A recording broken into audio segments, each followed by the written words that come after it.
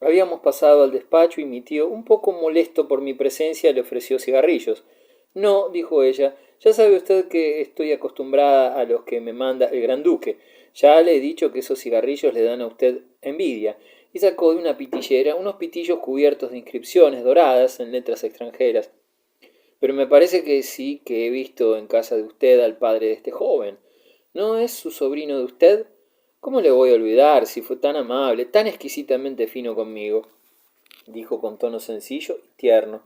Pero yo, pensando en cómo pudo haber sido la ruda acogida que ella decía exquisitamente fina de mi padre, cuya reserva y frialdad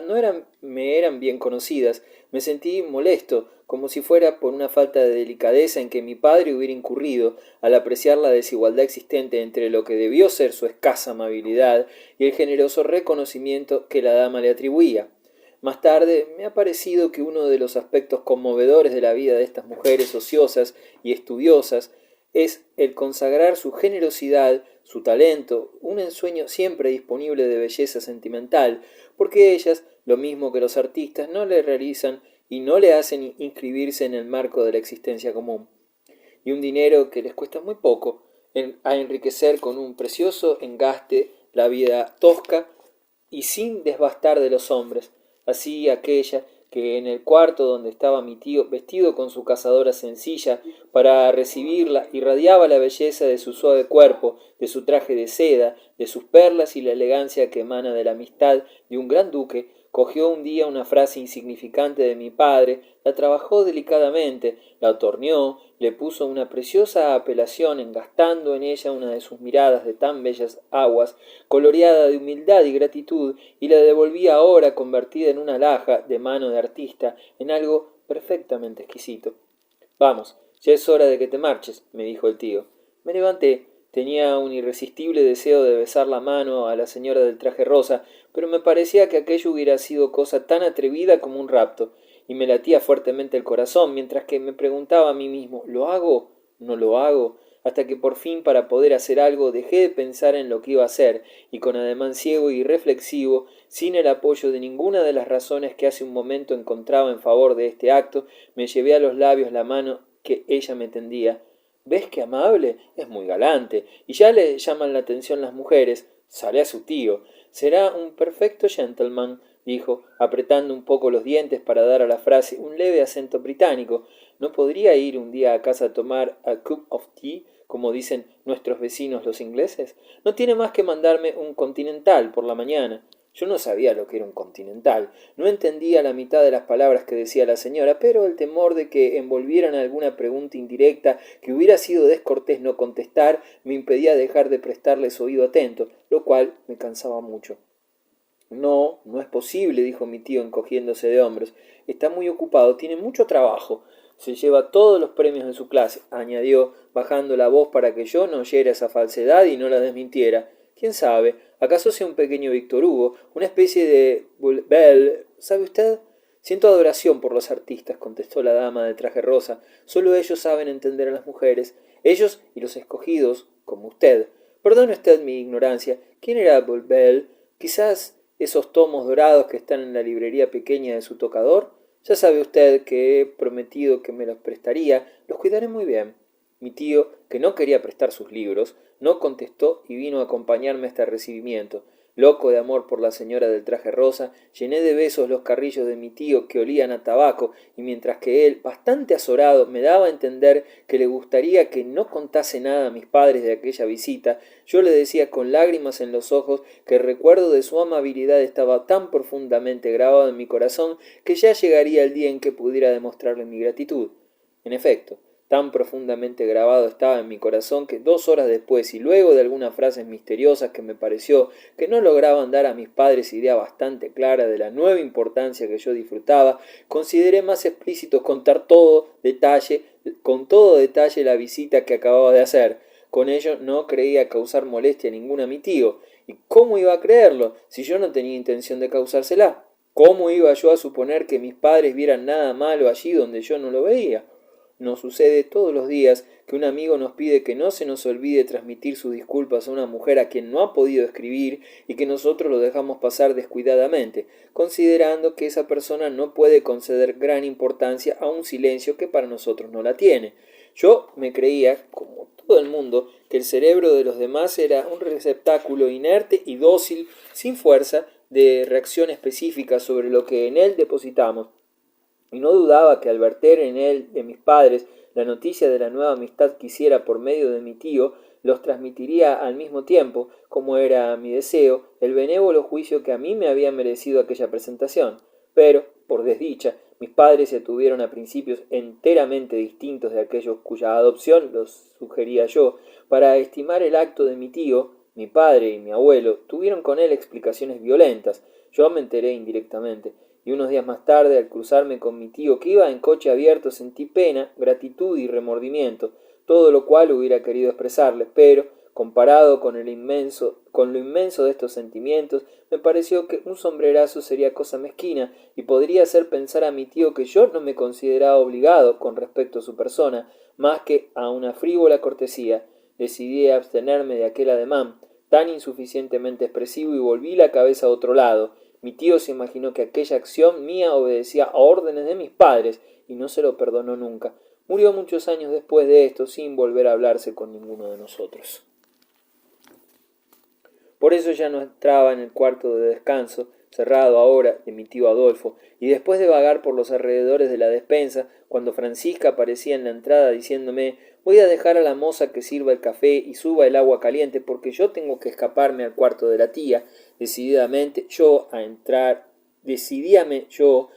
en casa y subía derechamente a mi habitación a leer. La moza era una persona moral, una institución permanente que por sus invariables atribuciones se aseguraba una especie de continuidad de identidad a través de la sucesión de formas pasajeras en que se encarnaba, porque nunca tuvimos la misma 2 años seguidos. Aquel año que comimos tantos espárragos, la moza, usualmente encargada de pelarlos, era una pobre criatura enfermiza, embarazada ya de bastantes meses, cuando llegamos para Pascua, y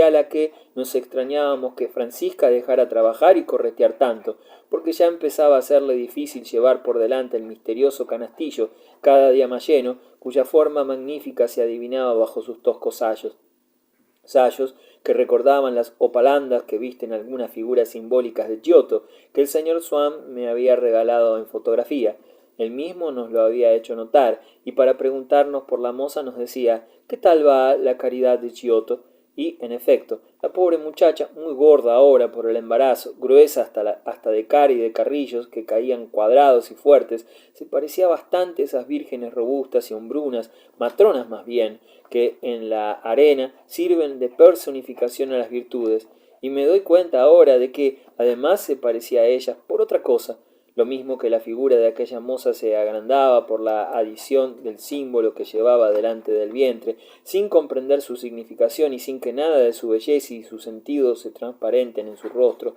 como un simple fardo, pesado, así, sin sospecharlo, encarna la robusta matrona que está representada en la arena, encima del nombre Cáritas, y cuya fotografía tenía yo colgada en mi cuarto de estudio, la dicha virtud de la caridad, sin que ningún pensamiento caritativo haya cruzado jamás por su rostro enérgico y vulgar. Por una hermosa idea del pintor está pisoteando las riquezas terrenales, pero exactamente lo mismo que si estuviera pisando uva para sacar el mosto, o como si se hubiera subido encima de unos sacos para estar más en alto. Tiende a Dios su corazón inflamado, mejor dicho, se le alarga, como una cocinera alarga un sacacorchos a alguien que se le pide desde la planta baja por el respiradero de la cocina. La envidia tenía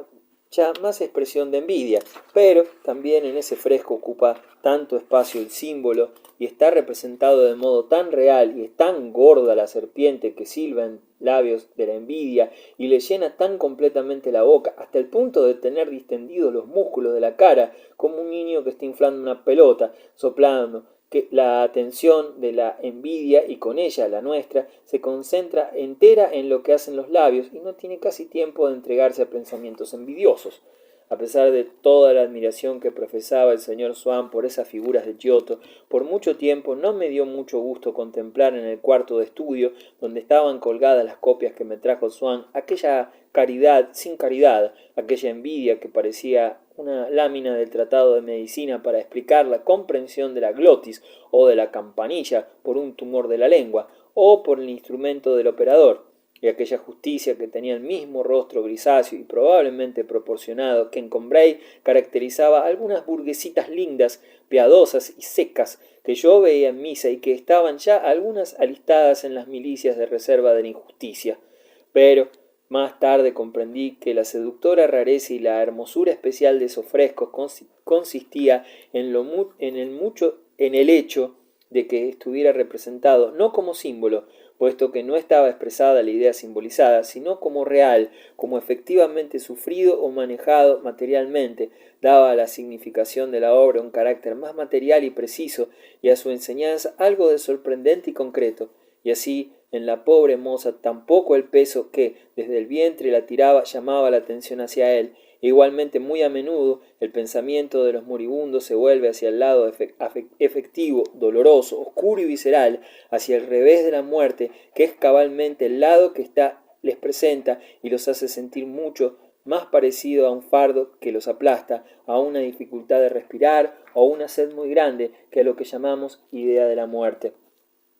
Menester era que aquellos vicios y virtudes de Padua encerrasen una gran realidad, puesto que se me representaban con tanta vida como la doméstica embarazada, y la criada a su vez no me parecía menos alegórica que las pinturas. ¿Y acaso esa no participación aparente, al menos, del alma de un ser en la virtud que actúa por intermedio de su cuerpo, tiene, además de su valor estético, una realidad, si no psicológica, fisonómica, por lo menos? Cuanto más tarde tuve ocasión de encontrar en el curso de mi vida, en algún convento, por ejemplo, encarnaciones verdaderamente santas de la caridad activa, tenían por lo general un porte alegre, positivo, indiferente y brusco, de cirujano ocupado, y uno de esos rostros en que no se lee conmiseración ni ternura algunas ante el sufrimiento humano, ni ningún temor a herirle, ese rostro sin dulzura, antipático y sublime, que es el de la bondad verdadera. Mientras que la moza, haciendo resplandecer involuntariamente la superioridad de Francisca como el error, por contraste, da mayor brillo al triunfo de la verdad, servía el café que, según mamá, no era más que un agua caliente, y subía a las habitaciones agua caliente, que no era más que agua templada. Yo me echaba en mi cama, un libro en la mano, en mi cuarto, que protegía, temblando su frescura transparente y frágil contra el sol de la tarde, con la defensa de las persianas, casi cerradas, y en las que, sin embargo, un reflejo de luz había hallado medio de abrir paso a sus alas amarillas, y se había quedado inmóvil en un rincón entre la madera y el cristal, como una mariposa en reposo. Apenas si se veía para leer, y la sensación de la esplendidez de la luz sólo la sentía por los golpes que en la calle de la Cure estaban dando Camus, ya advertido por Francisca de que mi tía no descansaba y de que se podía hacer ruido en unos cajones polvorientos, y que al resonar en esa atmósfera sonora propia de las temperaturas calurosas parecía que lanzaban a lo lejos estrellitas escarlata, y también por las moscas que estaban ejecutando en mi presencia y en su reducido concierto una música que era como la música de cámara del estío y que no evoca el verano a la manera de una melodía humana que oímos una vez durante esa estación y que nos la recuerda enseguida, sino que está unida a él por un lazo más necesario, porque nacida del seno de los días buenos, sin renacer más que con ellos y guardando algo de su esencia, no sólo despierta en nuestra memoria la imagen de esos días, sino que atestigua su retorno, su presencia efectiva, ambiente e inmediatamente accesible. Aquel umbroso frescor de mi cuarto era al pleno sol de la calle lo que la sombra es el rayo de sol, es decir, tan luminosa como él, y brindaba a mi imaginación el total espectáculo del verano, que mis sentidos, si hubiera ido a darme un paseo, no hubieran podido gozar más que fragmentariamente, y así convenía muy bien a mi reposo que, gracias a las aventuras relatadas en los libros que venían a estremecerle, aguantaba como una mano muerta en medio de agua corriente el choque y la animación de un torrente de actividad.